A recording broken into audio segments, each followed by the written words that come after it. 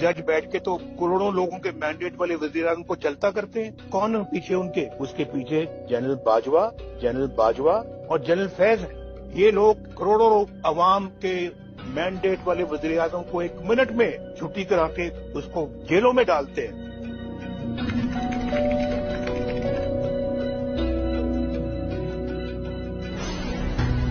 आपने भी हाथ बांध के भाई साहब एक्सटेंशन दी थी, जबकि आप कहते 2017 में बड़ा बुरा हुआ था, और आप आइंदा भी यही करेंगे और वोट दिया था और वोट दिया था। कोई फर्क नहीं, तो आप ये समझेगा कि आप बड़े सही हैं। आपकी पूरी पार्टी ने वोट दिया था हाथ बांध के। जनरल बाजवा, जिनको आप जिम्मेदार ठहराते थे अपनी हुकूमत जाने का, उनकी एक्सटेंशन के लिए नवाज शरीफ साहब तैयार हो गए, बल्कि ख्वाजा आसिफ साहब को ये भी कहा कि अनकंडीशनली सपोर्ट करना है हमने इस एक्सटेंशन को। बिल्कुल आपकी बात ठीक है, इस पे मैं कोई कमेंट इसलिए नहीं करना चाहती कि ये हुआ है, ये बिल्कुल हुआ है। मैं इसको इंडोर्स करूं या ना करूं, अब वो बात पीछे रह गई। वज़ीर दिफा ख्वाजा आसिफ ने कहा है कि 2019 में फैसला करके जनरल बाजवा को तौसी का वोट बतौर ब्लैंक चेक दिया था। नवाज शरीफ की सख्ती से हिदायत थी कि जनरल बाजवा को एक्सटेंशन का वोट देना है। एक्सटेंशन पे हमने तो एक किस्म का एक ब्लैंक चेक दिया था, उसके ऊपर कोई हमने ना कोई मांगा था ना कोई सौदेबाजी थी। इज्तिमाई जो एक फैसला हुआ लंदन के अंदर, नवाज शरीफ साहब कायदे मोहतरम भी थे, मियां शहबाज शरीफ भी थे, सागदार साहब भी थे जो उस